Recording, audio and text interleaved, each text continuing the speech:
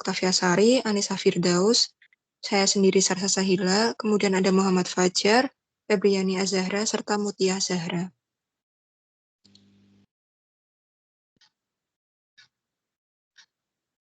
Next.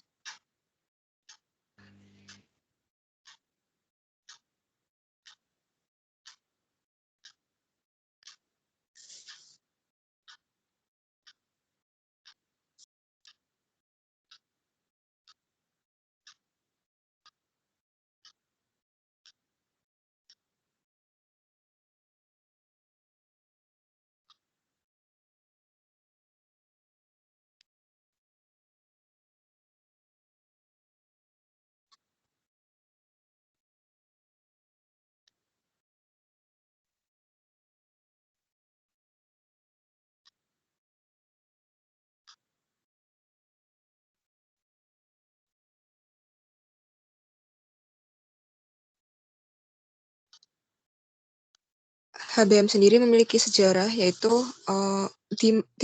dikemukakan pertama kali oleh Rosenstock pada tahun 1966, kemudian disempurnakan kembali oleh Becker dan kawan-kawan pada tahun 1970 dan 1980. Sejak tahun 1974, teori ini telah menjadi perhatian para peneliti. Model teori ini merupakan formulasi konseptual untuk mengetahui bagaimana persepsi individu itu, apakah ia menerima atau tidak tentang kesehatan mereka.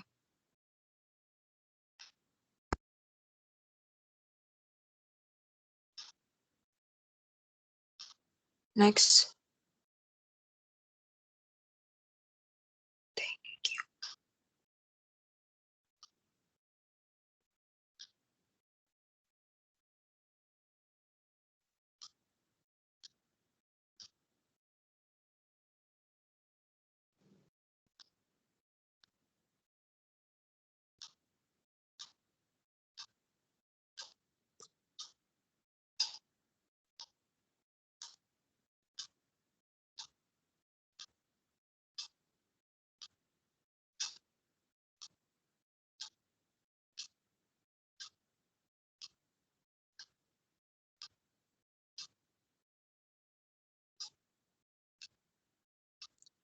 Kemudian konsep dari teori held belief model memiliki konsep yang mengungkapkan alasan dari individu itu untuk mau dan tidak mau melakukan perilaku kesehatan.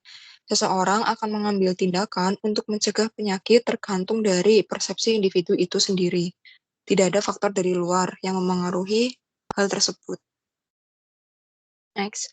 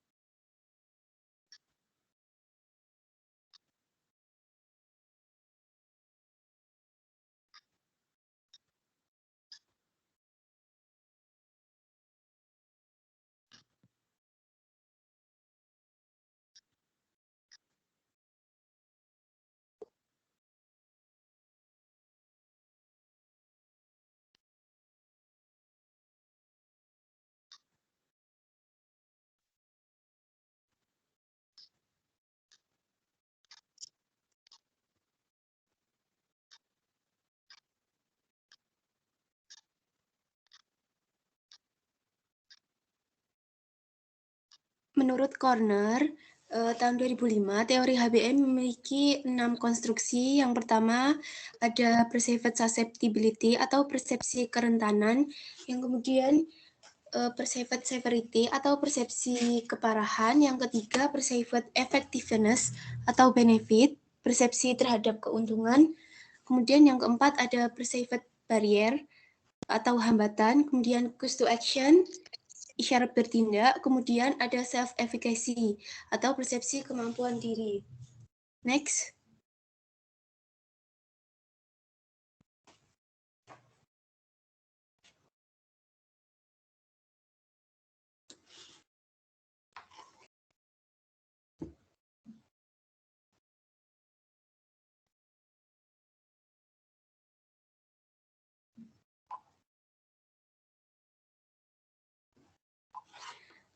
Kemudian ini ada diagram tentang teori HBM. Yang pertama ada ini ya, tadi susceptibility atau kerentanan, kemudian severity, kemudian ada benefit, barriers, kemudian self-efficacy, cause to action, yang menghasilkan nanti likelihood of behavior atau perubahan perilaku.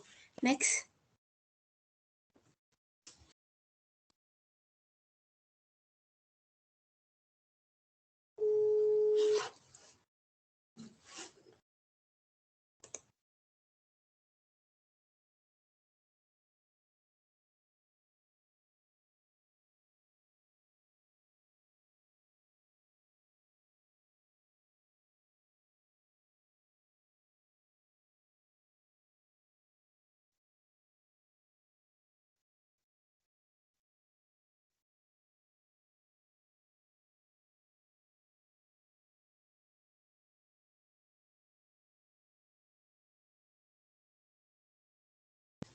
Untuk kelebihan teori HBM, yaitu memprediksi seseorang apakah akan melakukan tindakan pencegahan, kemudian juga membantu memprediksi apakah seseorang mampu untuk merubah perilaku, kemudian menggambarkan pentingnya kepercayaan seseorang dan memeriksa bagaimana perubahan dalam kepercayaan dapat menyebabkan perubahan perilaku. Kemudian membantu memeriksa biaya dan manfaat dari tindakan apapun, yang kemudian juga menggambarkan sifat kompleks dari pengambilan keputusan yang dapat mempengaruhi perubahan. Next.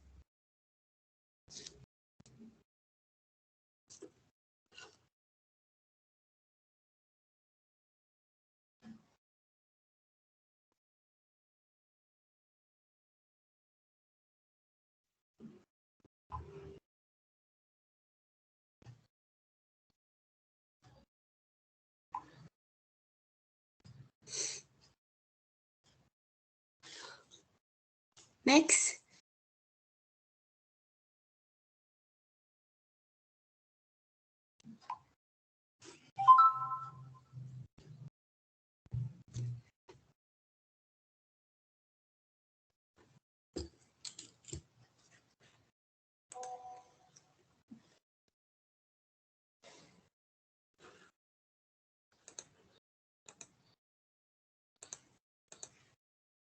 Adapun kekurangan dari teori HBM ini yaitu mengasumsikan keputusan kesehatan dibuat secara rasional. Kemudian butuh pandangan biomedis tentang kesehatan. Terus model ini efektif dalam kaitannya dengan perilaku kesehatan seperti penyalahgunaan alkohol atau merokok. Itu terbatas. Selanjutnya ada tidak mengakui faktor penentu kesehatan yang lebih luas, tidak mengenal peran keluarga, kehidupan sosial, lingkungan budaya sebagai faktor politik.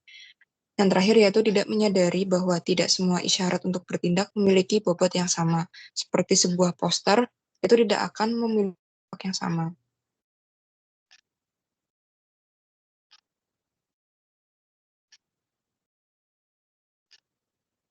Next.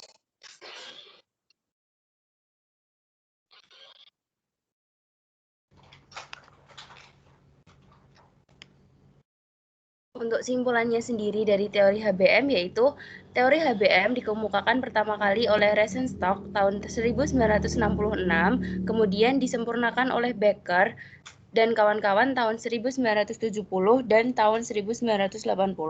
Teori Health Belief Model memiliki konsep yang mengungkapkan alasan dari individu untuk mau dan tidak mau melakukan perilaku kesehatan. Itu menurut Jans and Becker tahun 1984. Seseorang akan mengambil tindakan untuk mencegah penyakit tergantung dari persepsi individu itu sendiri, atau tidak ada faktor dari luar.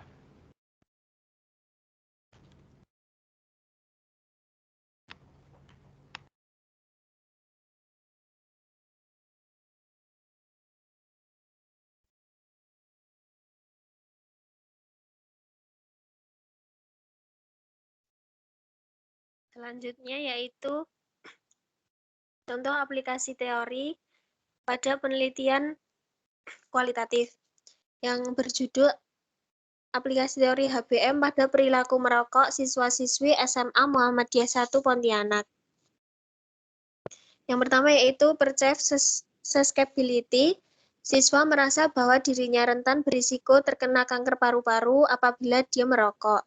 Yang kedua, severity. Siswa percaya jika saya terkena kanker paru-paru dan khawatir stadiumnya bertambah, maka siswa tersebut tidak bisa menyelesaikan sekolah. Yang ketiga, benefit. Siswa mengetahui tentang bahaya merokok sehingga mendapat manfaat dari pengetahuannya untuk tidak merokok. Yang keempat, barriers. Siswa merasa takut apabila tidak merokok, maka berat badannya akan bertambah. Yang kelima, case to action. Karena ada teman yang meninggal karena kanker paru-paru, membangkitkan semangat dia untuk berhenti merokok. Yang keenam, self-efficacy. Siswa merasa mampu dan percaya diri setelah melakukan olahraga secara teratur dan mengkonsumsi makanan sehat. Selanjutnya, contoh aplikasi teori pada penelitian kuantitatif yang berjudul aplikasi HBM dalam menganalisis perilaku penggunaan kacamata pelindung. Yang pertama, perceived susceptibility. Apabila tidak menggunakan kacamata pelindung saat melakukan pekerjaan, merasa akan mendapatkan kecelakaan kerja.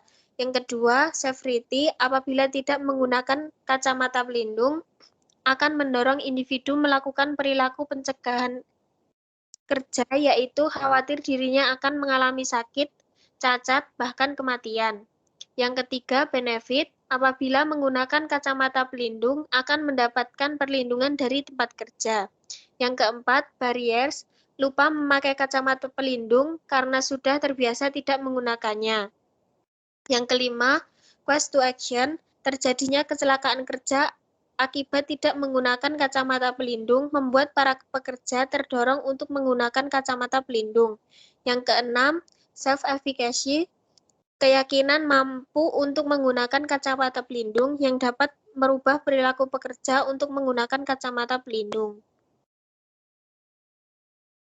Sekian presentasi dari kelompok kami. Kurang lebihnya mohon maaf.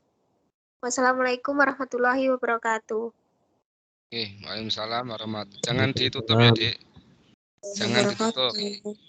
Ya, tolong jangan ditutup. Mbak, kembali ke tadi, Mbak, ke share ke screen yang sebelumnya, PPT sebelumnya. Yang tadi persistability. Ya, sudah cukup salah satu.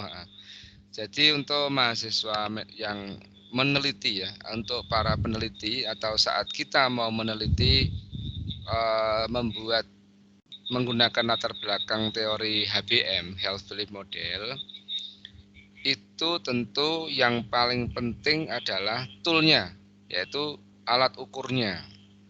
Nah, tentu kan alat ukur yang Anda gunakan adalah 1, 2, 3, 4, 5, 6 ini. Atau katakanlah ngambil yang 4 ya. Perceived susceptibility, perceived severity, perceived benefit, dan perceived barrier. Misalnya 4 itulah Anda ya pakai misalnya. Sama cause action. Kadang-kadang self-efficacy itu diteliti sendiri. Maka Anda jangan heran kemudian ada peneliti, ada artikel yang dia ngomong tentang hubungan self-efficacy terhadap apa gitu. Satu variabel sendiri self-efficacy. Nah, di dalam membuat kuesioner, ini yang paling penting masalahnya. Jadi, karena kalau sudah gap knowledge-nya kamu dapatin, bab 2-nya kamu udah bikin, bab 3 bikin, adalah tool-nya. Nah, bagaimana membuat tool? Ini tolong diperhatikan betul. Dalam membuat tool, yang pertama adalah pahami definisi teorinya. Saya ketemu beberapa mahasiswa itu memang copy paste dengan yang lalu, ya misalnya persis dengan yang lain. Saya berharap Anda boleh membaca referensi dari kakak tingkat atau orang-orang yang pernah melakukan penelitian teorinya HBM. Namun Anda harus tahu definisinya. Misalnya contoh, perceived susceptibility. Ayo, perceived susceptibility itu artinya apa? Coba Anda artikan untuk kelompok ini. Coba silakan. Yang mau open kamera silakan, boleh open.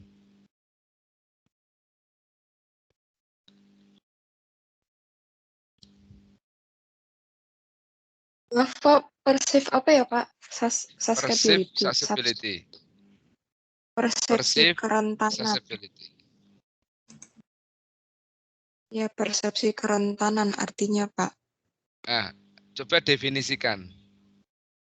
Yang dimaksud persepsi kerentanan apa?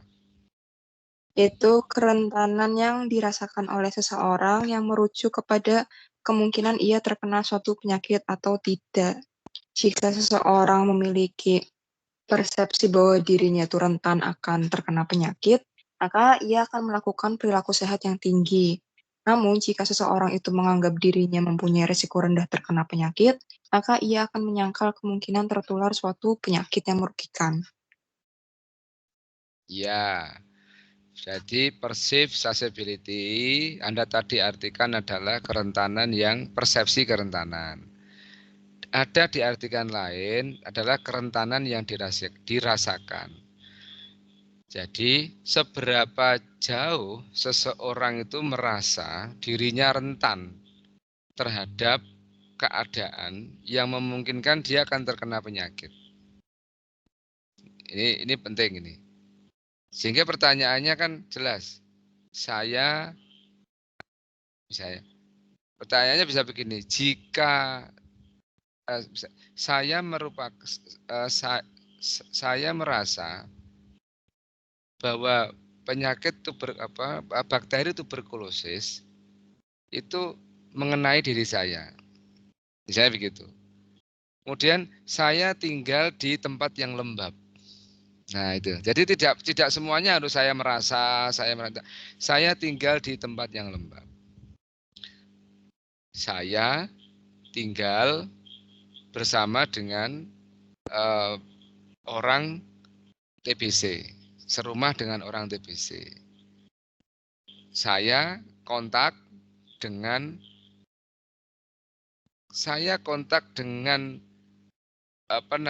orang terkonfirmasi COVID-19 2 hari yang lalu atau beberapa hari yang lalu. Ya, misalnya begitu. Ini kan perceived susceptibility. Maka pertanyaan-pertanyaan pada perceived susceptibility harus mengarah kepada definisi yang Anda sebutkan tadi. Begitu juga perceived severity, keparahan yang dia rasakan seperti apa. Maka kalimat-kalimatnya adalah kalimat-kalimat yang mengarah kepada keparahan apa yang dia rasakan sehingga dia merasa itu parah. Misalnya di dalam TBC, tuberkulosis itu parahnya begini.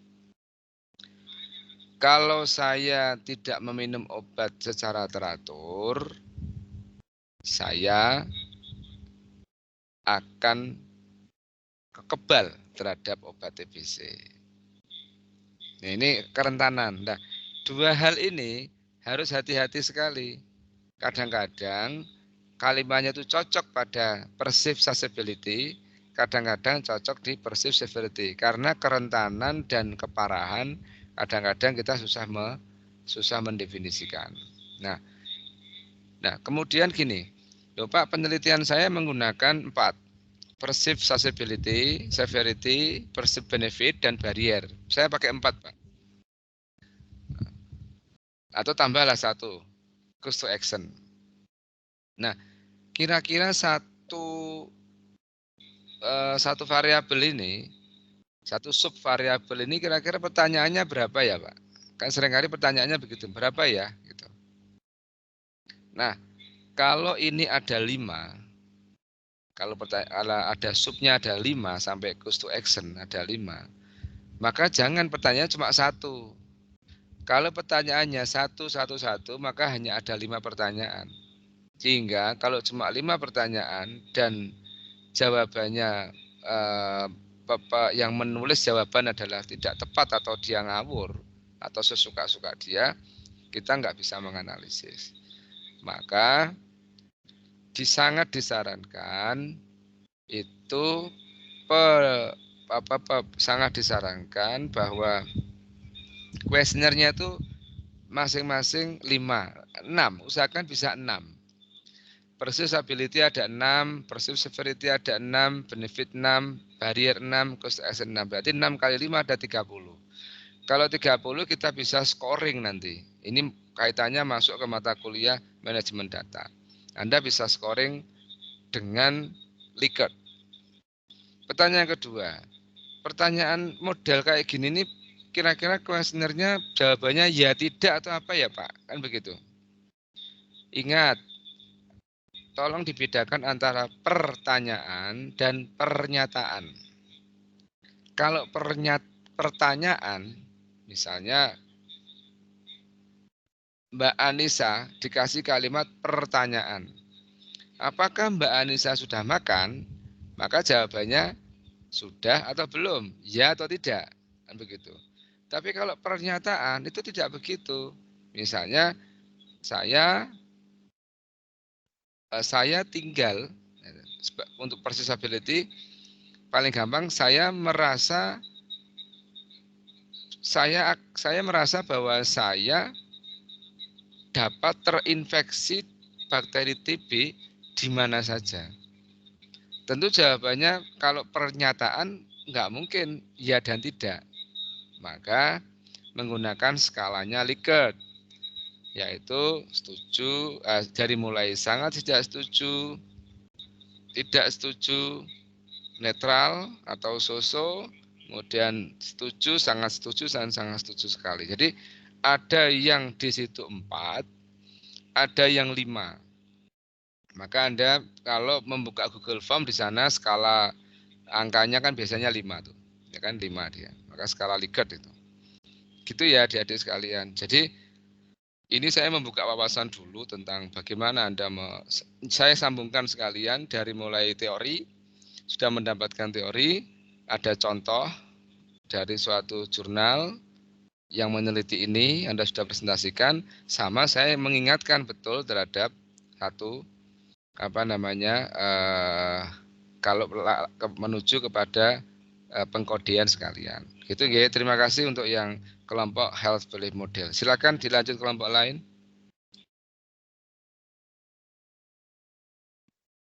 Nah, ini kalau ada yang videonya hidup nanti bisa muncul kayak Mbak Yesi ini. Yesi Mbak siapa ini? Yang ada di kelihatan ya di tempat duduknya masing-masing ya.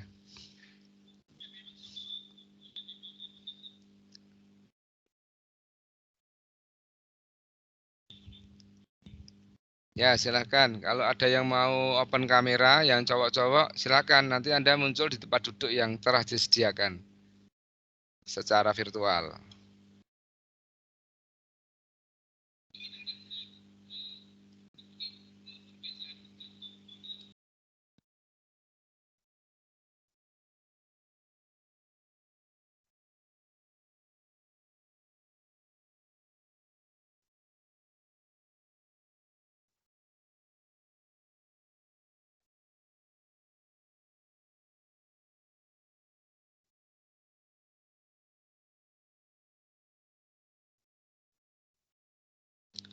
Silakan, Dek. Suaranya belum kedengaran ya?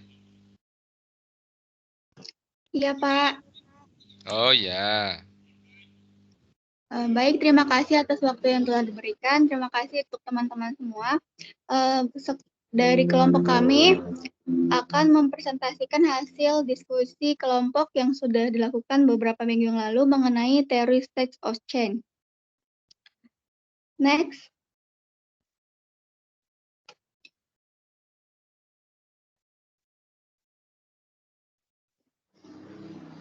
Kelompok kami terdiri dari Ahmad Safei, Engin Putri Edita, Lailatul Qoria, Nurman Sofia, Mari Alna Priska, dan Yesi Widianti.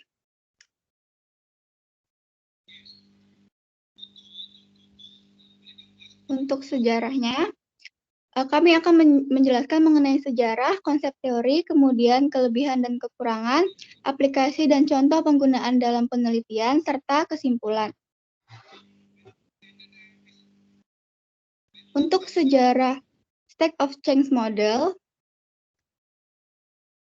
atau biasa disebut dengan trans-theoretical model yang diperkenalkan oleh Posca dan diklaim tahun 1982, di mana model ini fokus kepada kesiapan individu untuk mengadopsi perubahan perilaku untuk hidup lebih sehat, yang mengidentifikasi tahap-tahap perubahan berdasarkan waktu. Teori ini juga lebih memandang perubahan perilaku sebagai suatu proses, bukan sebagai suatu peristiwa, di mana dengan individu pada tingkat motivasi yang berbeda-beda atau kesiapan untuk berubah. Pada konsep strength of change model ini juga, konsep ini siklus orang-orang melalui tingkat kesiapan yang berbeda-beda dan bahwa seseorang individu dapat berada di berbagai tingkat pada waktu tertentu. Pada teori ini,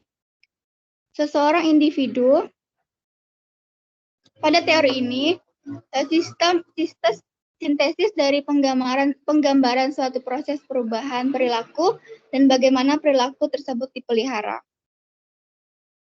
Teori ini pada awalnya digunakan sebagai upaya dalam proses berhenti merokok dan kecanduan alkohol serta obat-obatan, namun pada kenyataannya sekarang sudah banyak diaplikasikan untuk berbagai perilaku kesehatan lainnya. Selanjutnya akan dilanjutkan oleh teman saya.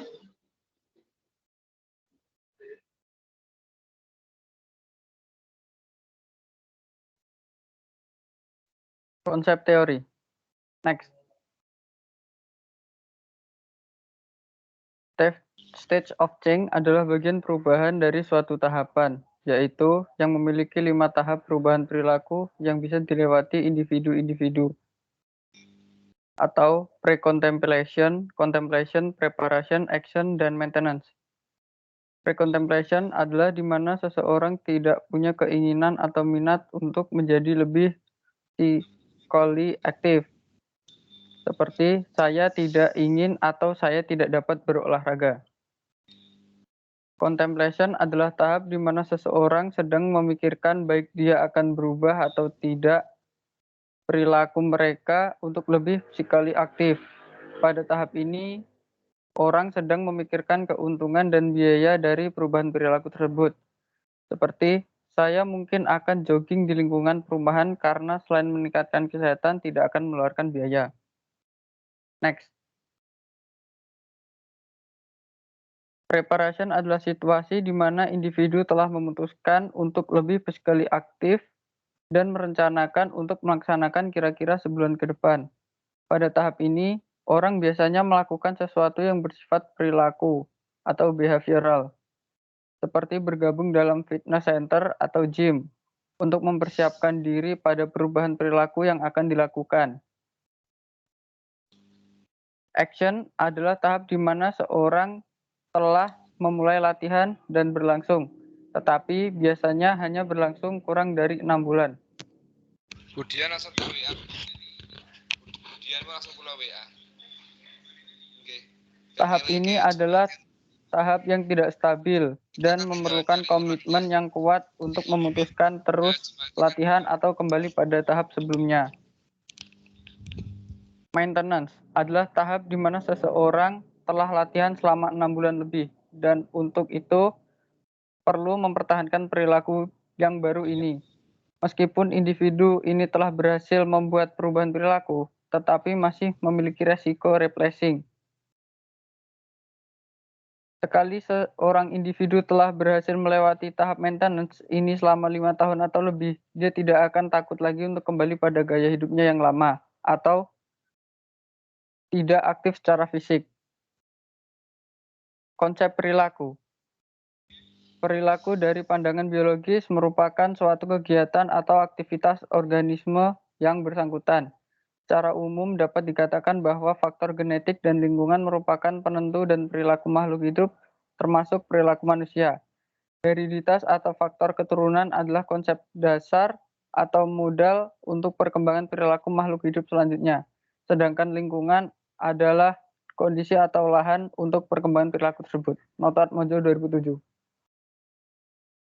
Perilaku kesehatan. Perilaku kesehatan pada dasarnya adalah suatu proses seseorang atau organisme terhadap stimulus yang berkaitan dengan sakit dan penyakit.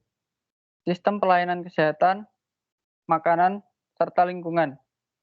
Batasan ini mempunyai dua unsur pokok, yakni respons dan stimulus atau rangsangan. Respon adalah manusia. Respon atau reaksi manusia baik bersifat pasif atau yaitu pengetahuan, persepsi, dan sikap, maupun bersifat aktif, yaitu tindakan yang nyata atau praktis. Sedangkan stimulus atau rangsangan di sini terdiri 4 unsur pokok, yakni sakit dan penyakit, sistem pelayanan kesehatan, dan lingkungan.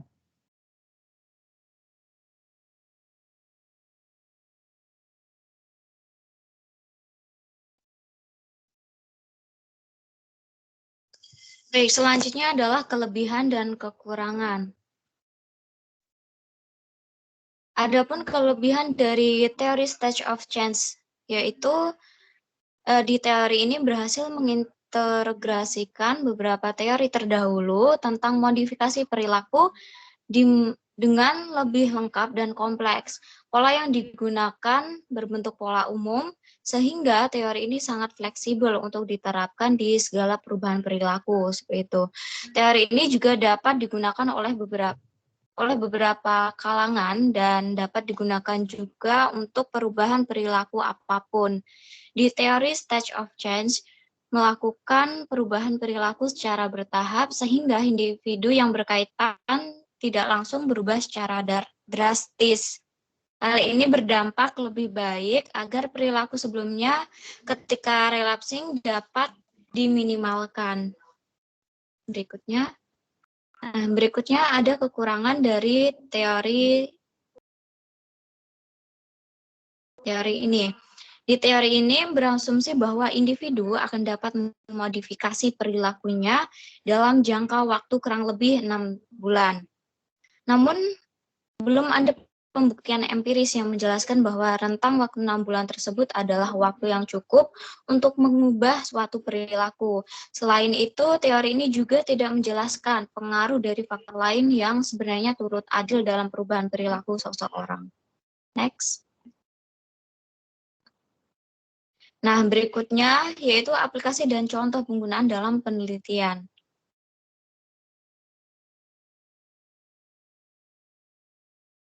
Di teori stage of change, behavior ini digunakan untuk meneliti tahap-tahapan dalam proses perubahan perilaku seseorang atau kelompok orang sesuai dengan tujuan yang dikehendaki.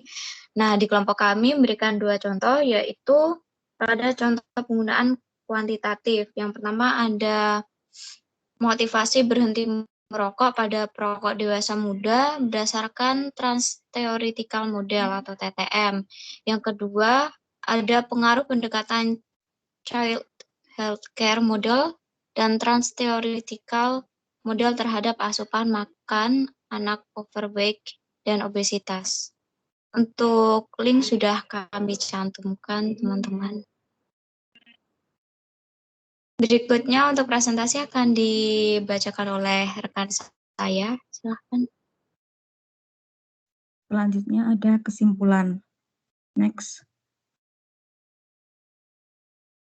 Dari penjelasan di atas, kita dapat tahu bahwa dapat diambil juga tentang kesimpulan bahwa state of change model atau trans-theoretical model lebih memandang perubahan perilaku sebagai suatu proses bukan sebagai suatu peristiwa, dengan individu pada tingkat motivasi yang berbeda-beda atau kesiapan untuk berubah. Contohnya pada motivasi berhenti merokok pada perokok dewasa muda berdasarkan TTM dan pengaruh pendekatan Child Healthcare Model dan Trans-Theoretical Model terhadap asupan makan anak overweight dan obesitas. Kelebihan dari teori ini sangat fleksibel untuk diterapkan di segala perubahan perilaku. Namun kekurangannya yaitu teori ini tidak menjelaskan pengaruh faktor yang merubah perilaku seseorang. Next.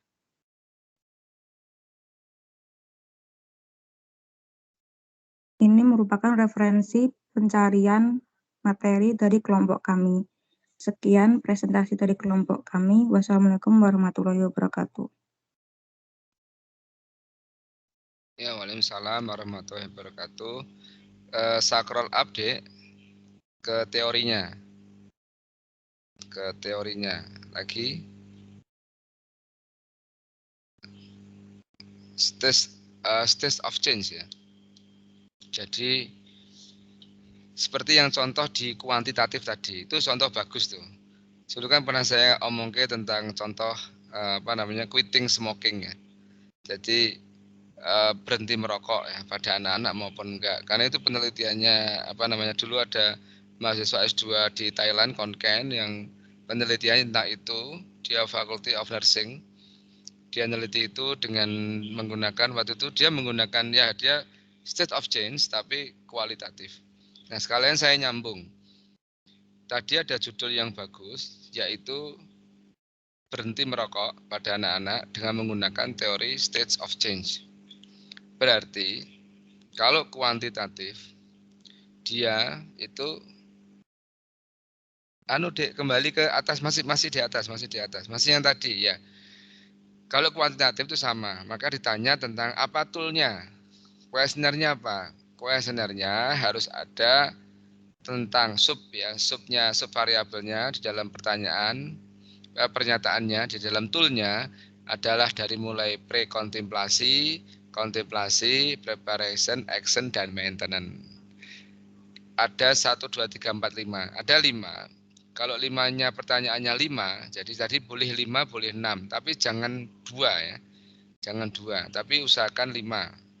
Saya ada yang kurang tadi. Kalau membuat pernyataan tool di dalam suatu pernyataan kuesioner itu tolong penting adalah harus wajib ada pernyataan negatif dan pernyataan positif, favorable and unfavorable.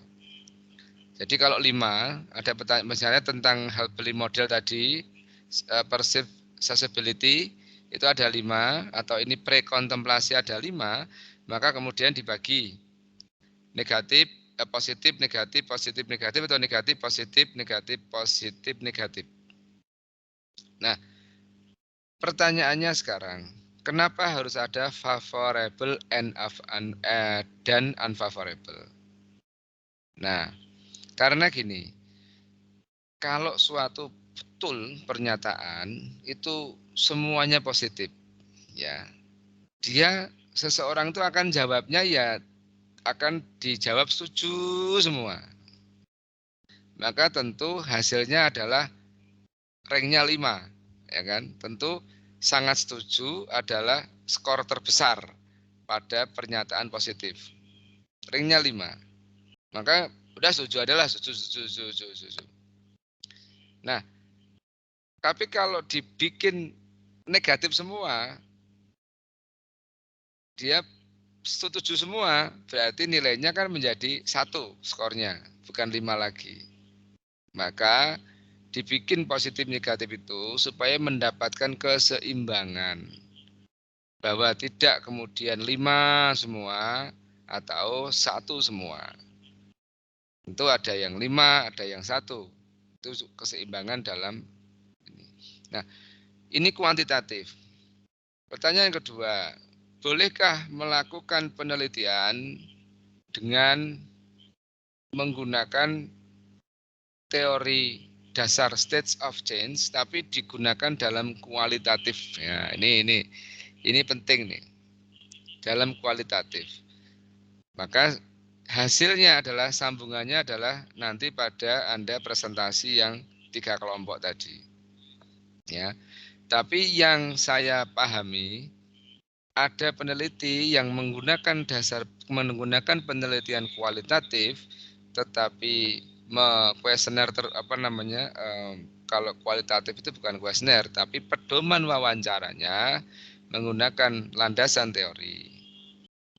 Ada yang mengatakan bahwa kalau penelitian kualitatif ya nggak perlu pakai landasan teori, karena namanya kualitatif itu dia bertanya mengalir gitu. Gitu ya Dek ya. Oke, ini 2, tinggal 2 lagi, habis itu langsung presentasi yang kemarin saya tugaskan ikut pembicara itu. Saya ingin tahu bagaimana pandangan Bu Zahroh dan bagaimana pandangan Bu Agustin. Nah, silakan. Ini yang ya kalau yang bimbingan saya nanti akan saya jelaskan, ya akan saya jelaskan di minggu pagi. Silahkan kalau mau ikut, ya silahkan ikut. Set in, free, feel free. Silahkan Dek untuk kelompok selanjutnya, silahkan. Ini yang open kamera cuma Mbak Yesi, yang ada di kursi sini. Yang cowok-cowok enggak, hidupkanlah yang laki-laki Mas Ahmad itu.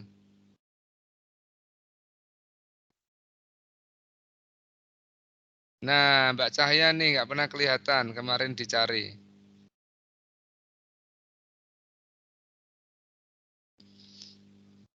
Ya, silakan kelompok yang berikutnya, yaitu Theory of Reason Action Theory. Jadi tadi ya, kita coba lihat. Dalam menggunakan teori HBM saja, itu bisa ada 2 penelitian. Bisa kuanti, bisa kuali, dengan teori yang sama. Ya kan gitu. Intinya bahwa saat Anda skripsi metode riset perilaku kesehatan, jangan bingung gitu. Tapi yang terpenting adalah carilah gap of knowledge. Maka itu yang saya sedang workshopkan dengan mahasiswa bimbingan saya, menyamakan persepsi dalam membangun gap of knowledge atau jarak pengetahuan, jarak pemahaman. Silakan kelompok selanjutnya, Theory of Reason Action. Assalamualaikum warahmatullahi wabarakatuh. Di sini kami dari kelompok 5 akan menjelaskan materi mengenai teori of rational action atau teori tindakan.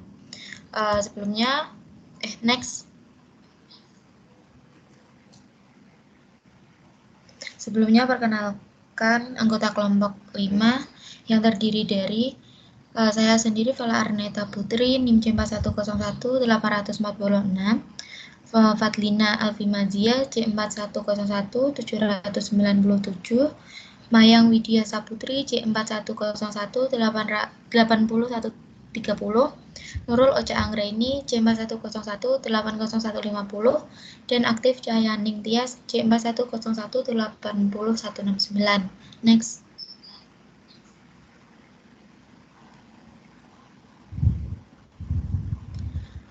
Yang pertama yaitu adalah sejarah dari Theory of Rational Action atau teori tindakan beralasan, dirumuskan pada tahun 1967 dalam upaya untuk memberikan konsistensi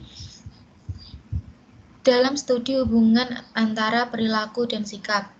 Teori Rational Action atau teori tindakan beralasan diusulkan oleh Adzen dan Fishbein tahun 1980 dan diperbarui oleh Adzen tahun 1991 dengan teori perilaku direncanakan atau teori of planned behavior yang mana telah digunakan selama 2 dekade masa lalu untuk meneliti keinginan dan perilaku berbagi. Asumsi utama dari teori tindakan beralasan ini yaitu individu rasional dalam mempertimbangkan tindakan mereka dan implikasi dari tindakan mereka atau pengambilan keputusan. Next.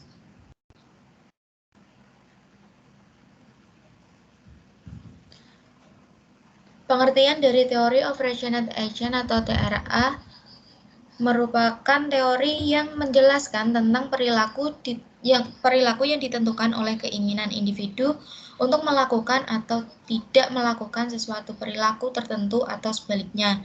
Keinginan ditentukan oleh 2 variabel, yaitu variabel independen termasuk sikap dan norma subjektif. Next.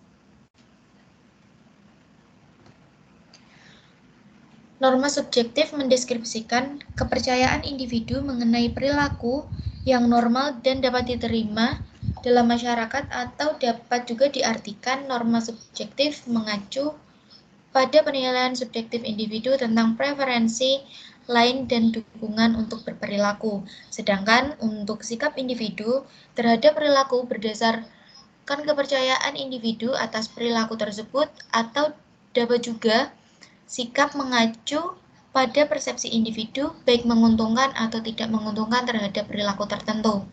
Next.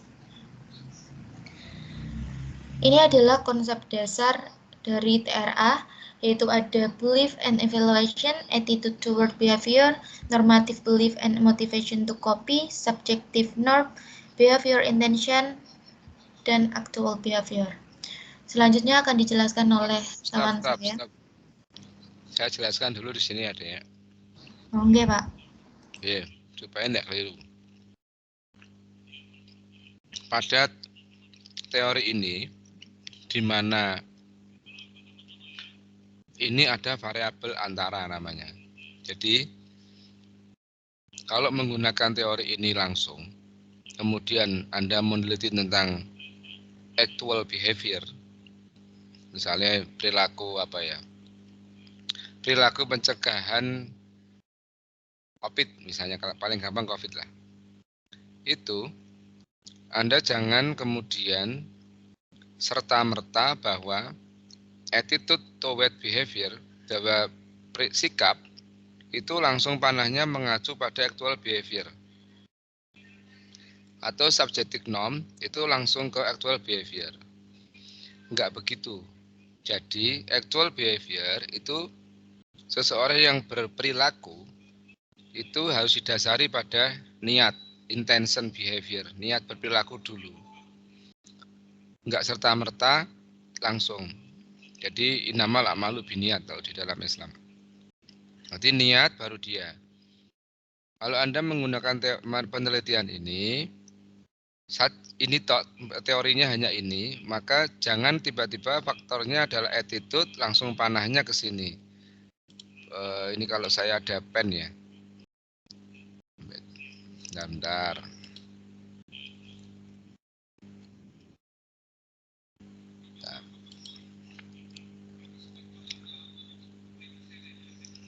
Saya aktifkan pen sebentar. Ini karena penting ya, menurut saya penting.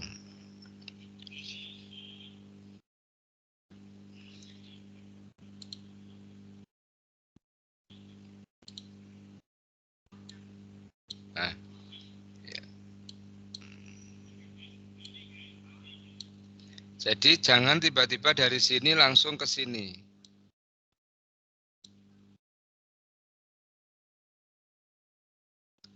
Ya, tidak kelihatan ya coret-coretan saya ya, Mbak Yesi. Kelihatan kah coret-coret saya kelihatan ya? Belum ada, Pak. Nggak ada, Pak. Oh, enggak kelihatan. Enggak ada ada. ya. Oh iya, karena yang share screen sampean ya. Jadi dari attitude itu jangan langsung ditarik garis panah langsung ke actual behavior. Begitu juga subjective norm. Tapi ada variabel antara namanya path. Maka kalau murni menggunakan ini, itu Anda harus menggunakan path analysis, analisis path. Nah, bagaimana Anda pengen meneliti? Saya pengen meneliti, Pak. Jadi dari kajian literatur saya, yang saya bikin metrik-metrik, itu ternyata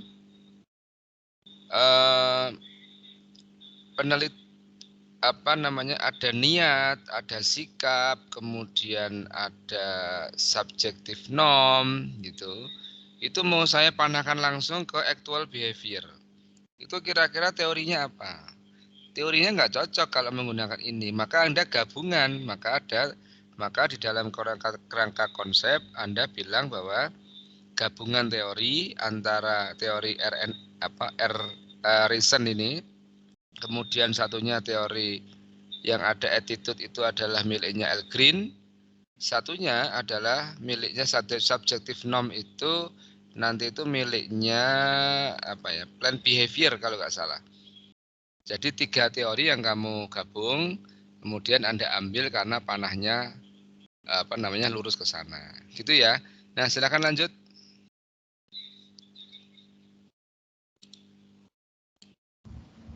Selanjutnya akan dijelaskan oleh teman saya. Ya, selanjutnya konsep utama dalam teori tindakan beralasan atau teori of reason action adalah prinsip-prinsip kompatibilitas dan konsep intensi perilaku. Prinsip kompatibilitas menetapkan rangka untuk memprediksi suatu perilaku tertentu diarahkan ke target tertentu dalam konteks dan waktu tertentu. sikap khusus yang sesuai dengan waktu, target, dan konteks yang harus dinilai. Kemudian konsep yang menyatakan keinginan perilaku yang memotivasi individu untuk terlibat dalam perilaku yang didefinisikan oleh sikap yang mempengaruhi perilaku. Keinginan berperilaku menunjukkan berapa banyak usaha individu ingin berkomitmen untuk melakukan perilaku dengan komitmen yang lebih tinggi dengan kecenderungan perilaku itu akan dilakukan. Keinginan untuk berperilaku ditentukan oleh sikap dan norma subjektif. Next.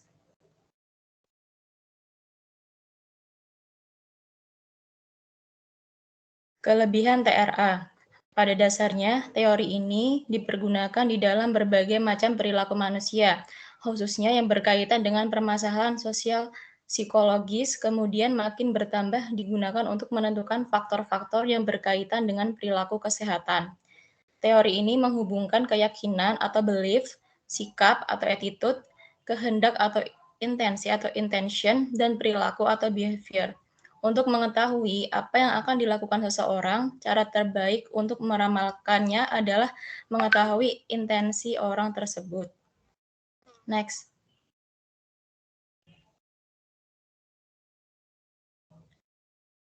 Kekurangan TRA. Theory of Reason Action atau TRA mempunyai keterbatasan utama, yaitu hanya dimaksudkan untuk menjelaskan perilaku-perilaku yang akan dikerjakan secara sukarela, bukan perilaku-perilaku yang diwajibkan. Oleh karena itu, model ini sebenarnya kurang mengena jika digunakan untuk memprediksi perilaku-perilaku yang spontan, kebiasaan yang diinginkan, atau sudah diatur, atau kurang bersemangat. Perilaku ini juga dianggap kurang untuk TRA karena tidak sesuai dengan minat perilakunya. Next. Kemudian ini adalah aplikasi TRA dalam penelitian kuantitatif. Analisis, Theory of Reason Action, serta pengaruh harga, lokasi, dan reputasi developer terhadap purchase intention pada apartemen di Sidoarjo. Dalam bagian tersebut dijelaskan bahwa attitude terhadap apartemen di Sidoarjo, subjektif norm, harga, lokasi, dan reputasi developer tersebut mempengaruhi terhadap purchase intention apartemen di Sidoarjo. Next. Stop. Sampai sini ya, kita kritisi. Kembali ke tadi, Dek. Kembali ke tadi. Nah, dia menganalisis teori reason action serta pengaruh price, location, developer, reputation terhadap purchase, pembelian intention. Ingat ya, intention purchase. Berarti variabel terikatnya bukan behavior. Ingat, ini harus Anda pahami betul. Ini bukan behavior, tapi intention. Maka dia tidak salah. Tapi kalau dia kemudian langsung behavior dengan menggunakan dasar TRA, maka itu question mark. Gap of knowledge ini bisa Anda masukkan dalam gap of knowledge. Maka Anda bisa meneliti kembali penelitian kayak gini dengan tempat yang lain. Sampelnya Anda perbaiki, bisa meneliti tempat yang lain. Gitu ya. Jadi dia intentionnya yang dia teliti, ditambahkan dengan TRA, tapi ditambah dengan baseline karakteristik. Jadi demografiknya ditambahkan, yaitu harga, sosiodemografik ya, harga, lokasi, dan developer population. Gitu ya, ingat ini intentionnya. Jadi apartemen purchase intention. Nih lanjut. Baik, kemudian selanjutnya adalah subjective norm dan purchase intention. Berdasarkan hasil pengolahan data dan uji hipotesis yang telah dilakukan sebelumnya, diperoleh hasil bahwa terdapat pengaruh yang signifikan dan positif antara subjective norm dan purchase intention. Temuan dalam penelitian ini dapat menggambarkan bahwa konsumen berminat membeli apartemen di Sidoarjo karena memiliki banyaknya online review yang positif mengenai apartemen di Sidoarjo. Artinya, ketika konsumen menemukan banyak ulasan positif di internet yang membahas tentang apartemen di Sidoarjo tersebut, maka akan semakin meningkatkan niat konsumen untuk membeli apartemen tersebut. Hal ini dapat digambarkan oleh indikator SN4 dengan pertanyaan, saya berminat membeli apartemen di Sidoarjo karena memiliki banyak online review yang positif. Itu Selanjutnya pernyataan. Itu pernyataan, bukan pertanyaan. Ya kan? Pernyataan. Ya, tadi bilangnya pertanyaan. Jadi kembali ke sini. Saya kira dengan penelitian ini mestinya di antara kalian mahasiswa itu punya ide. Intention apa ya kira-kira ya? Misalnya niat mengunjungi rumah sakit internasional, mengunjungi rumah sakit Muhammadiyah, mengunjungi rumah sakit NU, mengunjungi rumah sakit yang baik itu Anda bisa bedakan rumah sakit berlabel agama maupun enggak, atau mengunjungi rumah sakit klinik, mengunjungi klinik BPJS misalnya. Jadi Anda bisa teliti tuh faktor apa yang berhubungan dengan niat seseorang kalau sakit itu ke klinik BPJS. Nah itu bisa nih, yang AKK ini nyambung ini. Ya silakan lanjut. Yang AKK loh ya, nanti disampaikan ke teman yang AKK. Silakan.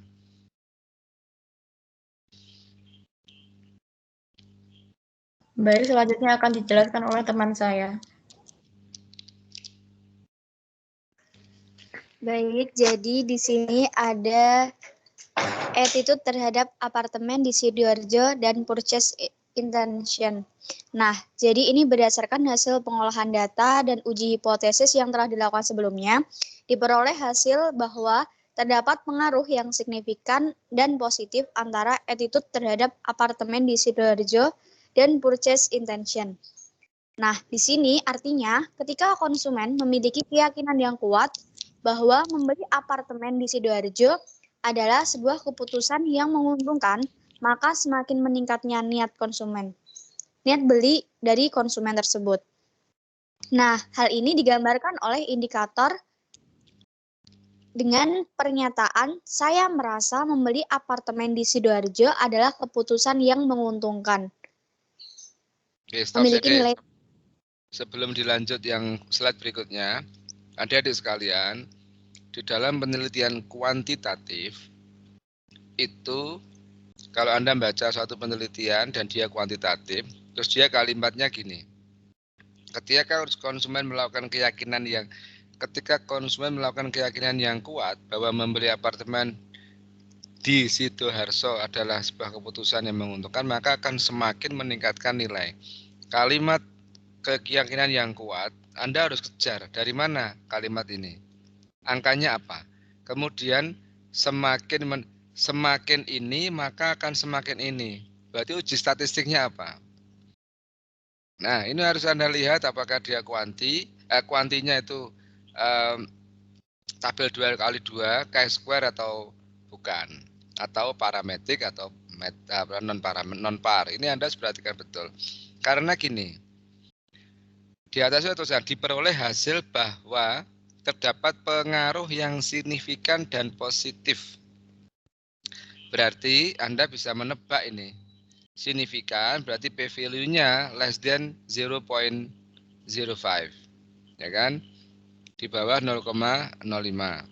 Positif artinya dia ada arah positif. Arah positif tidak mungkin dilakukan dengan kategorikal atau tabel 2x2. Tapi pasti dia menggunakan parametrik karena di situ ada arahnya. Gitu ya.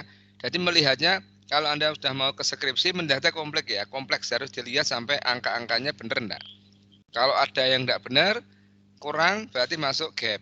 Berarti itu bisa Anda masukkan di dalam penjelasan di bab 1 gap of knowledge. Oke, lanjut, silakan.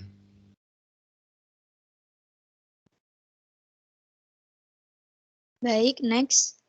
Jadi di sini ada price and purchase intention, di mana berdasarkan hasil pengolahan data yang diperoleh hasil data bahwa terdapat pengaruh yang signifikan antara price dengan terhadap purchase intention.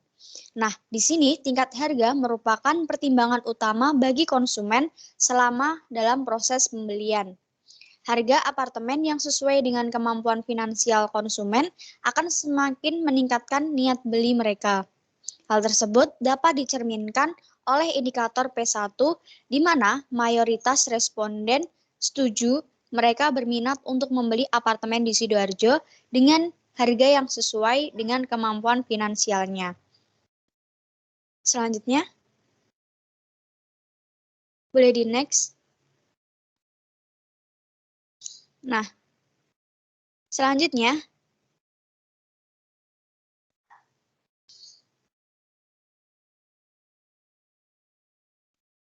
tolong kembali yang tadi, location and versus intention. Cak, mohon maaf, Cak. Nah, jadi di sini ada location dan versus intention, di mana berdasarkan hasil pengolahan data yang dilakukan diperoleh hasil bahwa terdapat pengaruh yang signifikan antara location terhadap versus intention. Nah, lokasi apartemen adalah salah satu faktor yang mempengaruhi niat beli individu untuk membeli apartemen. Hal tersebut dicerminkan pada indikator L3 dan L4 bahwa ketika apartemen di Sidoarjo memiliki lokasi yang dekat dengan pusat entertainment, seperti pusat perbelanjaan, bioskop, restoran, serta dekat dengan pelayanan umum, seperti rumah sakit dan kantor pemerintahan, maka akan semakin meningkatkan niat beli konsumen. Selanjutnya, nah, di sini juga ada developer reputation and versus intention, di mana developer di sini memiliki pengaruh yang signifikan terhadap purchase intention. Dengan adanya mengindikasi bahwa reputasi developer menurut konsumen menjadi pengaruh terhadap keputusan pembelian. Ketika reputasi developer berkompeten dalam pembangunan apartemen, maka akan semakin meningkatkan konsumen untuk membeli apartemen di Sidoarjo. Dengan dibuktikan adanya cerminan pada indikator DR3 dengan pernyataan, saya berminat membeli apartemen di Sidoarjo yang dibangun oleh developer berkompetensi di bidang pembangunan apartemen. Hal tersebut saling berkaitan sebab reputasi yang kuat meningkatkan kepercayaan konsumen terhadap produk dan juga layanan. Next. Selanjutnya mengenai aplikasi TRA dalam penelitian kuantitatif akan dijelaskan oleh teman saya.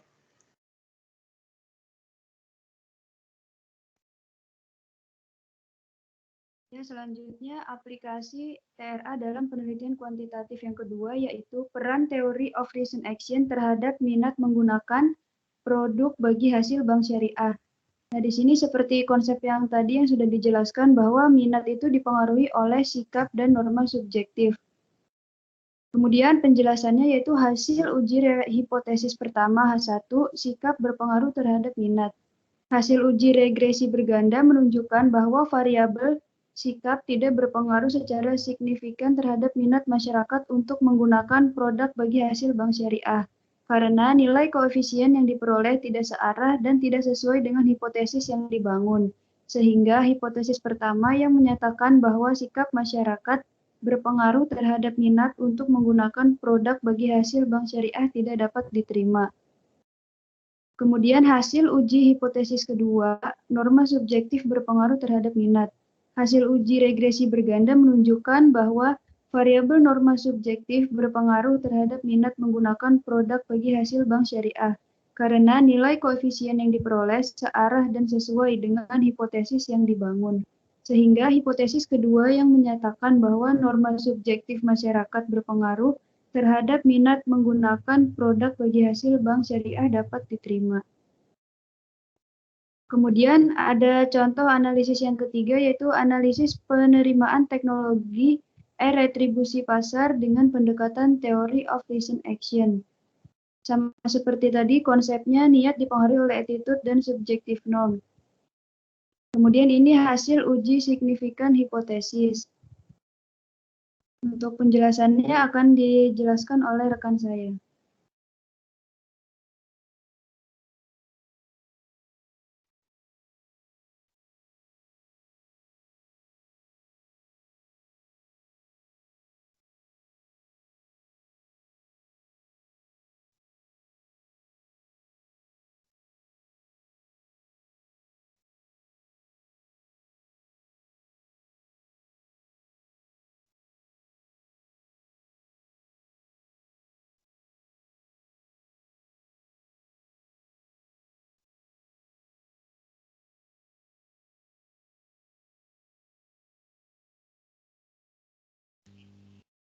Halo, suaranya hilang ya?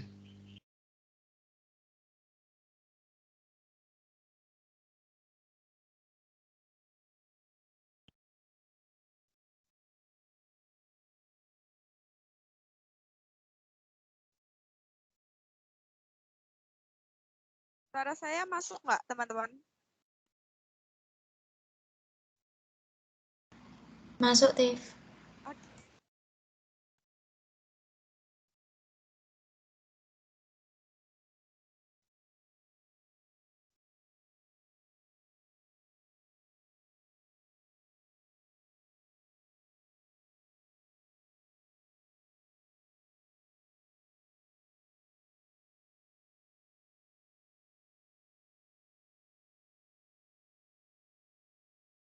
Ada masalah apakah ini?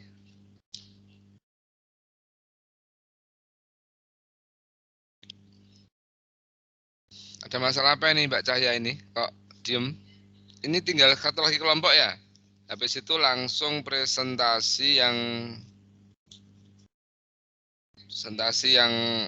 kemarin, yang tugas.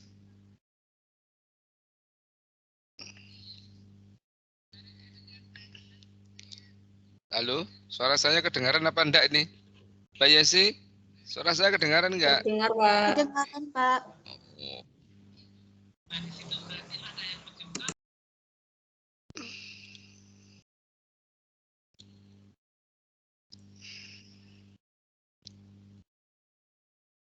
Silahkan, kalau mau di Mbak Nurul Ocha, kenapa ini? Diem, sudah selesai kah?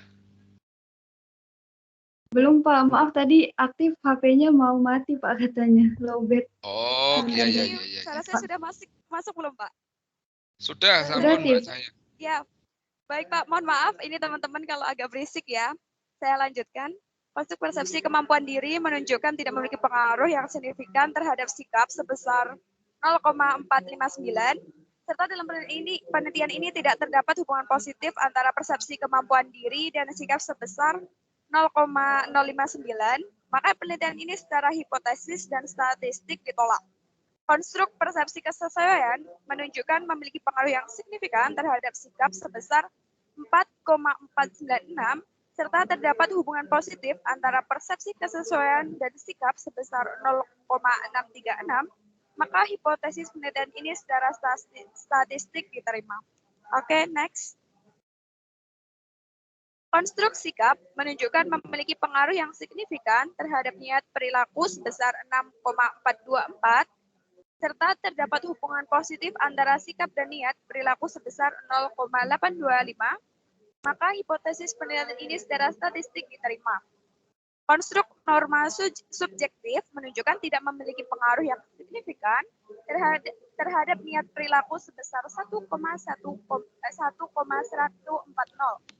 Meskipun dalam penelitian ini terdapat hubungan positif antara norma subjektif dan niat perilaku sebesar 0,152, namun hipotesis penilaian ini secara statistik ditolak. Next.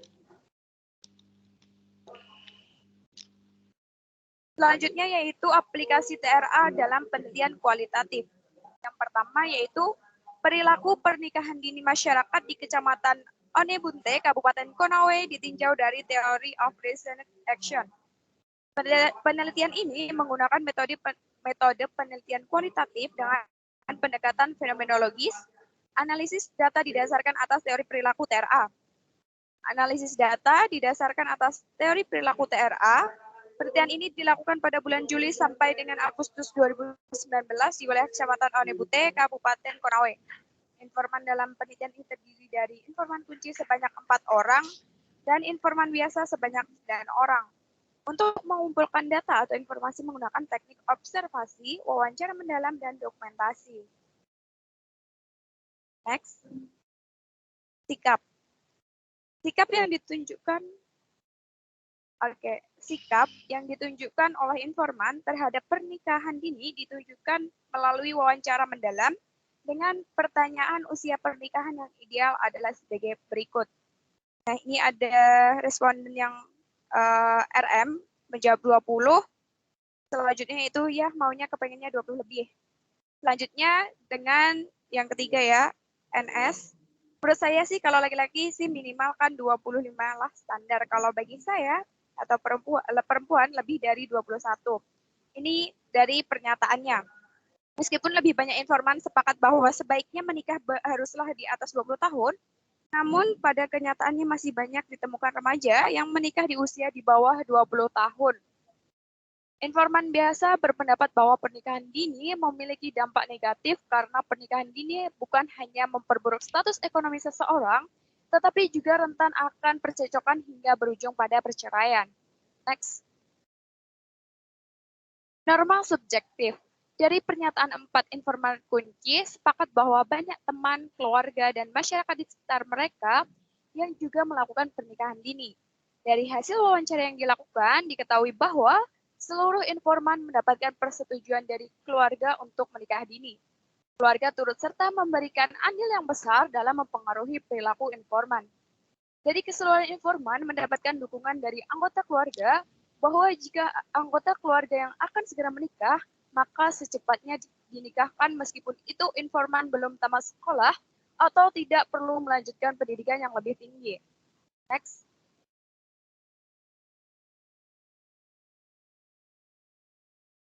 Hal ini menjadi penting di mana norma sosial juga akan membentuk niat seseorang. Dengan demikian, dapat disimpulkan bahwa pengaruh keluarga sangatlah penting. Keluarga merupakan kelompok individu yang memiliki norma, nilai, sikap, dan kebiasaannya yang paling sesuai dengan diri individu, sehingga secara langsung membuat individu lebih cepat mengenal nilai kehidupannya. Teori tindakan berdasarkan menyatakan bahwa langkah terakhir dalam proses pemudah sebelum tindakan yang sebenarnya terjadi adalah merumuskan behavioral intention atau niat. Langkah ini dipengaruhi oleh sikap terhadap perilaku dan oleh persepsi atas norma sosial yang menguntungkan perilaku. Next.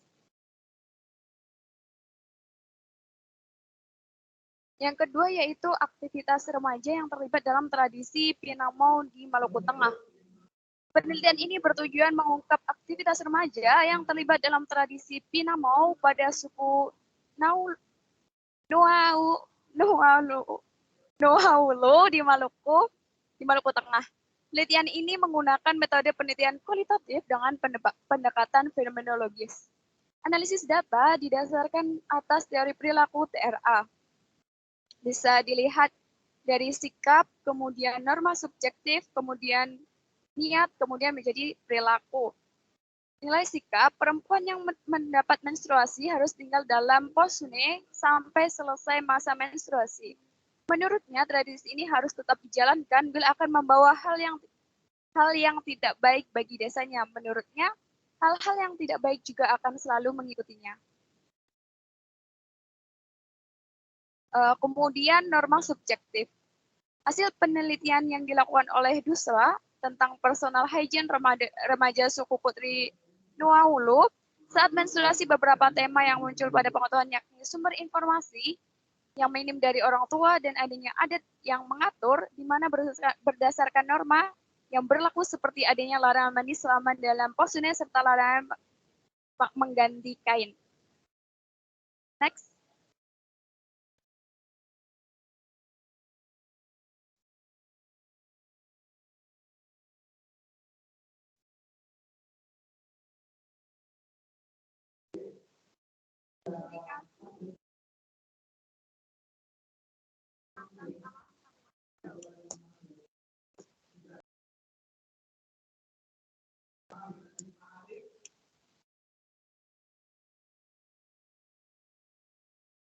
Ya, ada lagi. Persepsi dan pengharapan pasien terhadap penyakit yang diderita mempengaruhi ketaatan pasien dalam menjalani pengobatan. TRA, menurut model ini, sikap dan norma subjektif terhadap perilaku, ketaatan akan meramalkan perilaku tersebut. Nilai sikapnya, hasil penelitian ini mengungkapkan alasan ketidakpatuhan penderita diabetes dalam menjalani pengobatan, diantaranya adalah adanya kepercayaan berlebihan terhadap obat tradisional, adanya rasa malas dan bosan yang dirasakan oleh pasien, kepribadian penderita yang cenderung kurang percaya diri, kurang dapat menerima kenyataan dan tantangan serta kondisi emosi yang tidak stabil juga mempengaruhi kepatuhan penderita diabetes dalam menjalani pengobatan. Norma subjektif, dukungan keluarga dan orang-orang sekitar yang di Matteo dan di Nicola yang menyatakan bahwa secara umum orang-orang yang menerima penghiburan, perhatian, dan pertolongan yang mereka butuhkan dari seseorang atau kelompok biasanya jadi lebih mudah mengikuti nasihat medis daripada pasien yang merasa kurang mendapat dukungan sosial.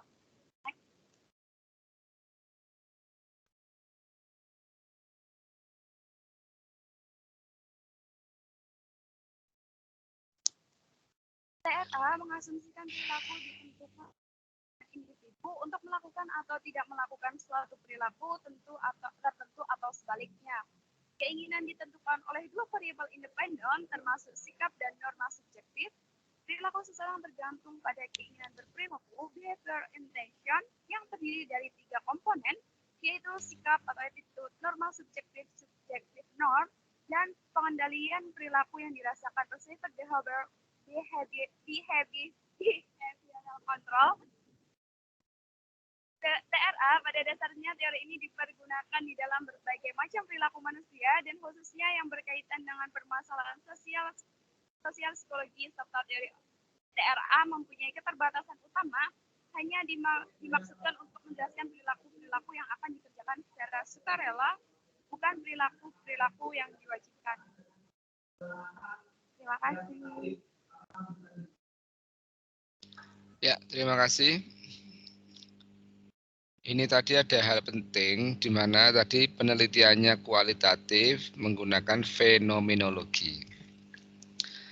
Ya, tapi pada dasarnya fenomenologi adalah penelitian kualitatif untuk menggali perasaan atau pengalaman yang dirasakan. Tentu ini bisa dikritisi kembali apakah sikap itu bagian dari pengalaman yang dirasakan. Gitu ya, misalnya gitu. Sikapnya bagaimana terkait sikap dan sebagainya. Kalau itu bisa, berarti adalah pengalaman-pengalaman responden terkait sikap. Oke. Ya, silakan lanjut. Masih ada lagi enggak? Halo? Bisa anak. Masih ada kelompok lagi enggak? Iki apa, Us? Iya, kelompok 6, Pak. Ya, kelompok 6 ya. Terus nanti break sebentar, sekitar 10 menit, lanjut pada presentasi dari seminar kemarin yang saya minta untuk hadir ya. Silakan.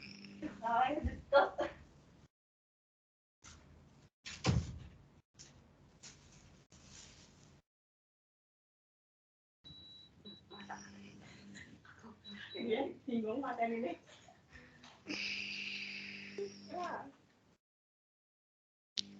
Udah mandi besar loh. Ora. Kan mesti soni. Sebentar Pak, sedang on proses. Ini pada ngumpul di mana itu? Pada ngumpul di mana? Apa? Itu pada ngumpul di mana itu? Halo? Mbak Rahma, pada ngumpul di mana itu? Oh, aktif Pak itu, bukan Rahma. Oh, pada ngumpul di mana?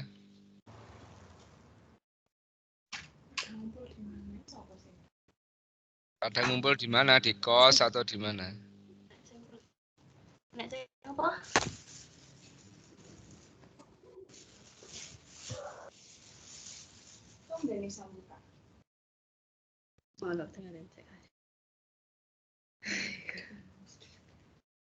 Ini belum terlihat ya Pak, share screen-nya. Semester siji, kelompok siji. Hah? Apa marah, Mbak Rahma ngapain? Niki sampun terlihat napa dereng, Pak? Sampun terlihat ning mboten PowerPoint-ne itu. Oh, nggih, sekedap, Pak. Karo sapa rame men? Mboten karo sinten-sinten, Pak. Kula teng kos niki. Oh, lah iya itu bukan suara saya, Pak. Makane kok rame men. Jadi niki sampun nggih berarti? Ampun. Nggih. Iya. Ntar Pak saya coba di slideshow bisa nggak ya? Iso lah. Nah, bisa. Ya, sebelumnya Assalamualaikum warahmatullahi wabarakatuh. Selamat siang menjelang sore teman-teman semuanya. Semoga teman-teman tetap semangat. Selanjutnya ini adalah kelompok terakhir, yaitu kelompok 6. Kami akan mempresentasikan mengenai precaution adoption process model. Adapun anggota kelompok kami, ini ada yang pertama saya Rahmawati Distianingrum, NIM J401814, kemudian ada Wahyu Fitria, NIM J401833, kemudian ada Melinia Suci Rahmadani, NIM J401861, kemudian ada Mbak Sukoning Tia Saputri, NIM J41191089, dan Mbak Sukma Ulfana, J41191134. Sebelumnya saya izin untuk menyampaikan terlebih dahulu Pak, untuk Meli ini tidak bisa bergabung untuk presentasi dan pertemuan kali ini karena sedang perjalanan ke Solo, dia naik kapal. Jadi sekarang sedang terombang-ambing di laut mungkin Pak. Enggak apa-apa, asal tidak terombang-ambing hatinya. Iya. Ya, kemudian adapun konten ataupun pembahasan yang akan kami sampaikan di kelompok 6 nanti, yaitu pertama ada pendahuluan, kemudian ada konsep, ada aplikasi, dan yang terakhir yaitu kesimpulan. Untuk yang selanjutnya silakan kepada rekan saya untuk disampaikan.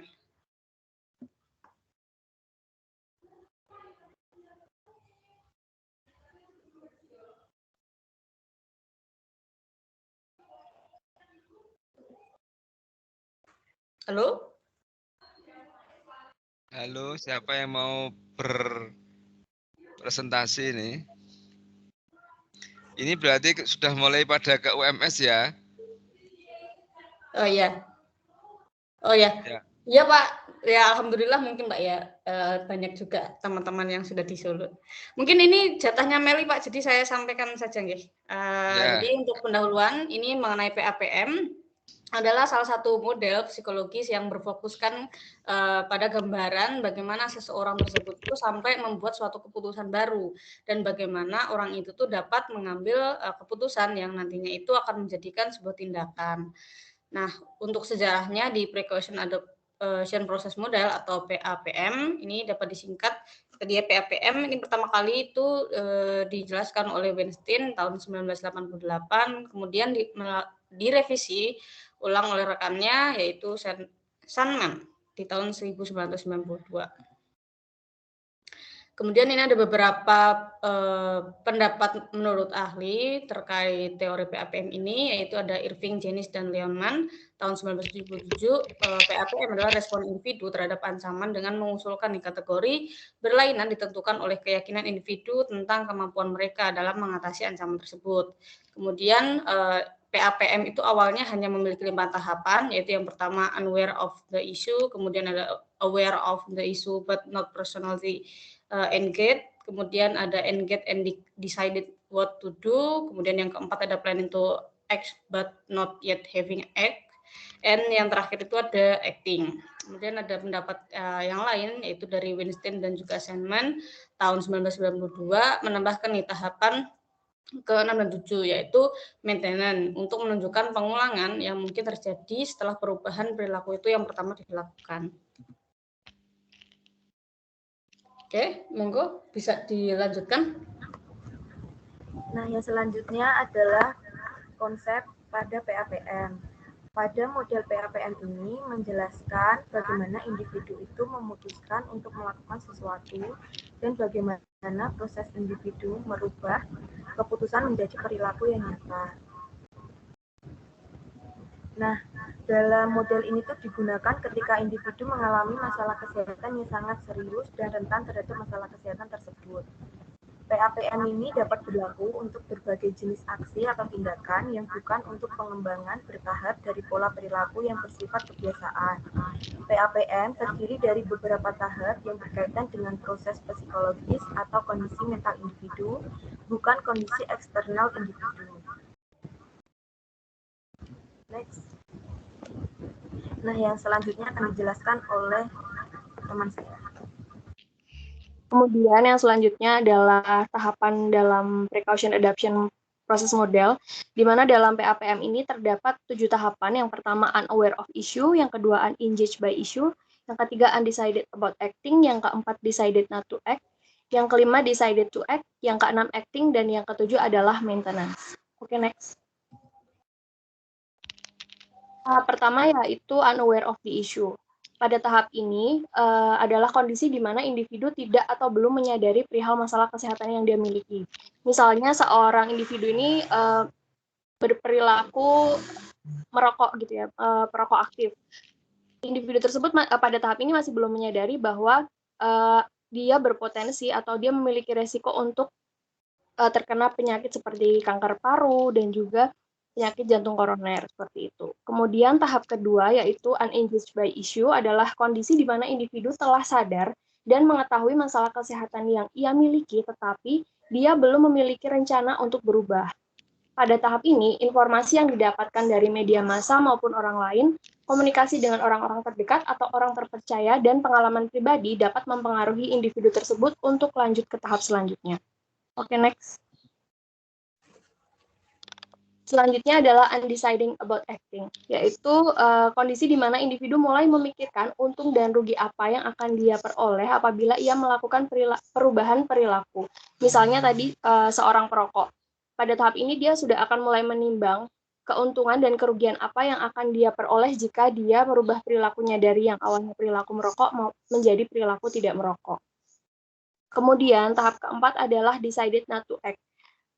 Tahapan ini merupakan kondisi di mana individu tidak berencana untuk berubah dan tetap melakukan perilakunya yang lama. Ini adalah kelanjutan dari tahap ketiga, di mana apabila pada tahap ketiga ini individu merasa bahwa kerugian yang dia dapat jika dia merubah perilakunya itu lebih besar daripada keuntungan yang dia dapat. Misalnya, seorang perokok, dia sudah ada niatan, mohon maaf Pak, ada azan. Ya, berhenti dulu ya Pak. Oh ya.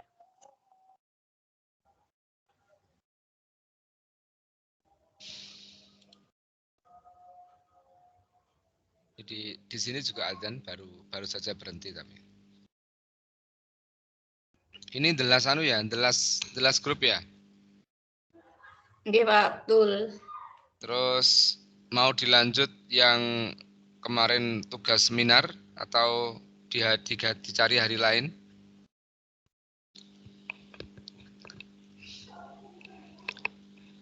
Gimana Mbak Rama? Dilanjut? Gimana? Lanjut presentasi kelompok saya atau? Kan habis ini kan kemudian yang tugas seminar itu toh? Oke. Monggo sih Pak, tergantung teman-teman saja kalau saya. Yo wis ning kos melarikan diri dari rumah itu. Boten Pak.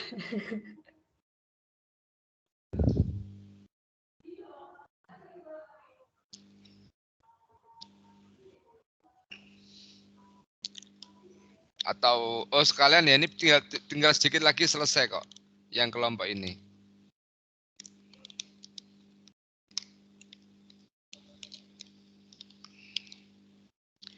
Karena nanti jam 15.30 saya ada ini diskusi dengan mahasiswa yang mau ikut pada acara Jumat sore. Jadi saya setiap Jumat sore mulai ini akan membuat 30 menitan lah sampai 1 jam mengajak talk, share and discussion with the student dengan mahasiswa untuk bicara, untuk kemudian memotivasi dan lain sebagainya. Semacam bikin channel Mbak Rahma. Itu nanti apa Pak kegiatannya? Maksudnya kita sharing-sharing diskusi gitu saja atau topiknya ya, tiap minggunya topiknya berganti-ganti ngoten Pak? Topiknya ngopi, jadi ngehik. Jadi kalau ngehik itu nggak pakai topik. Random ngoten berarti Pak? Ya random, nggak pakai topik. Yang pasti setiap ada informasi apa harus saya sampaikan, misalnya nanti ada beasiswa atau apa, saya akan nyampaikan di situ. Termasuk ada mahasiswa yang saya undang untuk mengkomunikasikan proposal Kemarin ada yang maju proposal kegiatan e-sport, itu akan saya sampaikan. Nanti disitulah kita bicara. Ya semacam anu aja deh. Semacam apa ya? Open house, tapi ini bukan house ya. Ya, kita mendingan talk aja. Misalnya alumni talk, kemudian TED talk. Saya menambahkan talk, share and discussion, TSD. Talk to talk. Talk to talk, ya. Ya nggak usah lama-lama, paling 30 menit to 1 hour, maksimum 1 hour, baik. Izin masuk ya Pak, saya lanjutkan. Ya silakan Mbak Sukoning Tias, silakan. Tadi intermezzo, silakan. Ya, kemudian tahap keempat ini adalah decided not to act, di mana tahap ini seorang individu itu tidak berencana untuk berubah dan tetap melakukan perilakunya yang lama. Next.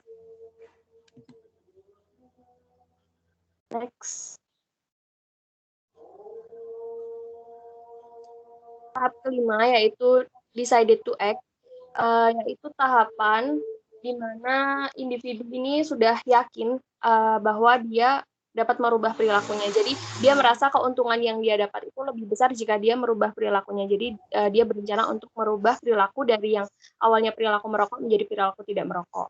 Tahap keenam yaitu tahap acting, di mana individu ini sudah merealisasikan rencana yang dia buat dan telah menjalankan niatnya. Jadi setelah tadi tahap kelima dia berniat untuk berubah, pada tahap keenam ini sudah dia realisasikan dalam bentuk tindakan. Oke, next. Tahap yang ketujuh atau tahap terakhir dalam APM ini adalah maintenance, di mana individu ini yakin bahwa perilakunya berhasil berubah dan akan mempertahankan perilaku tersebut serta mencegah perilaku yang lama terulang kembali. Oke, next. Yang selanjutnya adalah kelebihan. Precaution adaption process model ini mampu mengidentifikasi pada setiap tahapan sehingga pada setiap tahapannya dapat diintervensi. Model ini mampu menjelaskan tahapan dalam berperilaku sehat yang lebih lengkap dengan komponen pada pembentukan perilaku. Adapun kekurangan dari model PAPM ini adalah PAPM sebagai model yang menjelaskan langkah dalam mengambil keputusan berperilaku tidak menjelaskan terjadinya relapse dan akibat yang ditimbulkan. Jadi seperti tadi saya sebutkan pada tahapan PAPM itu yang terakhir adalah maintenance. Di sini tidak dijelaskan adanya kemungkinan relapse atau seseorang itu kembali ke perilakunya yang lama. Kemudian tidak mempertimbangkan faktor eksternal seperti pengalaman pada masa lalu dan lebih mempertimbangkan faktor internal. Next. Ya, selanjutnya akan dijelaskan oleh teman saya. Baik, selanjutnya saya akan menjelaskan aplikasian PAPM pada penelitian.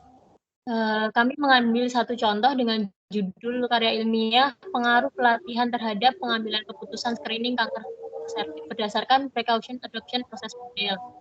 Untuk metode yang digunakan dalam penelitian ini, desainnya menggunakan quasi eksperimen dengan pendekatan two group pretest dan post-test, yaitu mengukur tahapan pengambilan keputusan sebelum pelatihan, sesudah pelatihan, dan 15 hari setelah pelatihan. Kemudian untuk sampelnya menggunakan teknik purposive sampling dan proportional cluster sampling sebanyak 42 per kelompok. Jadi ini ada 2 kelompok A dan kelompok B. Kemudian variabel independennya pelatihan dengan media PowerPoint, leaflet, video, dan WhatsApp untuk kelompok A, kemudian kelompok B pelatihan dengan media PowerPoint, leaflet, dan video. Untuk variabel terikatnya pengambilan keputusan screening kanker serviks. Instrumen yang digunakan checklist, analisisnya menggunakan analisa Friedman test dan G-Man-Whitney. Kemudian hasil penelitian menunjukkan terdapat perbedaan pengambilan keputusan pada masing-masing kelompok. Sudah pelatihan dengan value kurang dari 0,01 ini menggunakan analisa Friedman test. Namun, tidak ada perbedaan pengambilan keputusan antar kelompok setelah 15 hari pelatihan. Dengan p-value 1 dan 0,316 ini menggunakan analisa Friedman. Jadi, sebelum melakukan pelatihan itu seluruh responden tidak ada tahapan pengambilan keputusan. Namun setelah dilakukan pelatihan pada kedua kelompok, jadi perubahan tahap pengambilan keputusan untuk melakukan sektivitas menjadi tahapan kelima dan tahapan kelima. Hal tersebut menggambarkan bahwa metode dan media apapun dapat digunakan untuk merubah pengambilan keputusan. Pelatihan dan konseling perlu diberikan sesuai tahapan pengambilan keputusan dengan memperhatikan faktor yang mempengaruhi. Saya kembalikan ke moderator. Oke, terima kasih Mbak. Selanjutnya yang terakhir adalah kesimpulan. Maka PAPM ini adalah salah satu model psikologis yang berfokuskan pada penggambaran seseorang dalam membuat sampai dengan seseorang tersebut itu mengambil sebuah keputusan untuk melakukan suatu tindakan yang tadinya itu kurang tepat menjadi baik, gitu. Yang awalnya tidak sehat menjadi sehat. Ya, mungkin itu saja presentasi dari kelompok 6. Ada kurang lebihnya mohon maaf. Selanjutnya pripun Pak Alis? Ya, terima kasih Mbak Rahma Sopo WSN. Saya enggak hafal namanya. Pokoknya taunya Rahma R. Taunya Rahma R ya Mbak Rahma. Iya Pak. Ini saya stop share screen atau tetap Pak? Tetap ke atas. Bunti. Oke. Terima kasih adik-adik sekalian Mas yang mengambil mata kuliah. Stop sampai sini ya. Itu aja. Yang mengambil mata kuliah metode riset penelitian. Jadi pertama-tama ini sebenarnya tidak hanya menguatkan pada teori ya, yang latar belakang teori perilaku kesehatan, namun juga saya sambung kepada gap knowledge, kemudian saya sambung di dalam bagaimana Anda menemukan penelitian. Setelah saya mendengarkan presentasi teori perilaku, kemudian contoh-contoh yang pernah dilakukan oleh penelitian yang terdahulu, ternyata sebenarnya menemukan ide penelitian skripsi itu ya nggak susah, gampang ternyata. Ternyata itu semua adalah ide, gitu ya. Kemudian menemukan bahwa ini aku itu masuknya perilaku, peminatannya perilaku atau AKK gitu ya. Ternyata nggak susah juga gitu. Contoh tadi Anda bisa meniru atau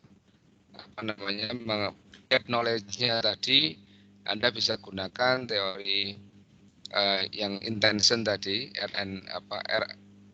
reason for action itu tadi untuk minat ya.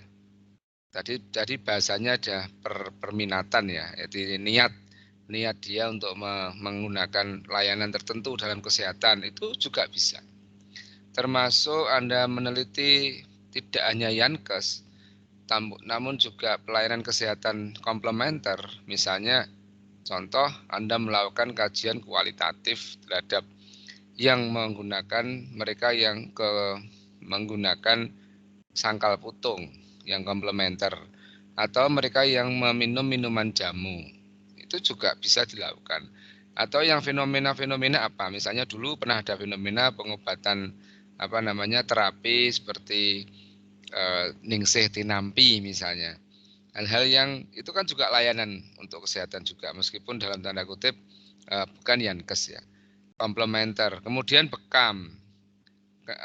Apa yang dia kok kebekam itu apa? Itu juga bisa jadi kualitatif riset itu.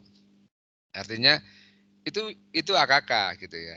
Namun itu juga perilaku itu kalian. Jadi karena saya juga ada bimbingan yang ternyata dia AKK, kemudian ada juga yang perilaku kesehatan. Nah, setelah beberapa kali saya bimbing, saya itu kan baru jadi dosen kan baru kemarin ya, tahun 2019 akhir lah saya baru selesai wisuda itu 2019 Desember, tentu kan baru 2020 saya. Itu ternyata mahasiswa AKK itu mentok pada penelitiannya itu mentok pada kepuasan, mutu, kepuasan, mutu, diutar-utar di situ. Padahal sebenarnya setelah kita mendengarkan bareng-bareng, ternyata macam-macam. Nah, masuk ke metode penelitian metode riset perilaku, juga bisa Anda kaitkan itu dengan berbagai macam metode penelitian. Ya. Tadi ada kuanti, ada kuali, ya, kuanti, kemudian itu juga ada kuasi eksperimen. Ini juga Anda bisa jadikan gap knowledge. Apa sih kelemahan atau kekurangan dari penelitian yang ini? Kemudian digabungkan dengan penelitian yang lain, yang semirip, yang semisal. Nah, untuk itu di dalam metrik itu Anda tambahkan yaitu teori. Ya, saya gitu. Misalnya variabel terikatnya jelas, ya. Variabel terikatnya adalah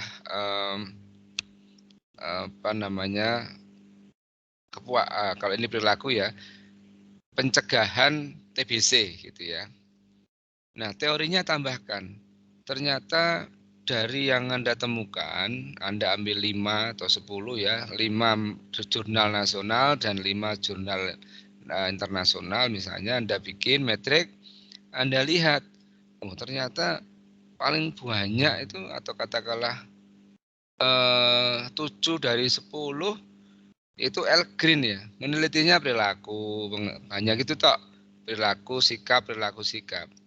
Padahal terkait perilaku pencegahan tuberkulosis, tentu teori-teori perilaku bisa dipakai, baik itu HBM, kemudian planned behavior misalnya, itu bisa digunakan di sana.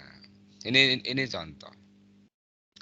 Nah, terima kasih. Semoga penguatan ini menjadikan Anda tambah paham ya, karena kan ini semester ini ternyata banyak yang sudah ngambil skripsi. Jadi moga-moga ini nyambung kepada skripsi yang Anda buat dalam membuat bab 1 gap of knowledge. Oke. Terima kasih. Kita lanjut ke 1 aja ya.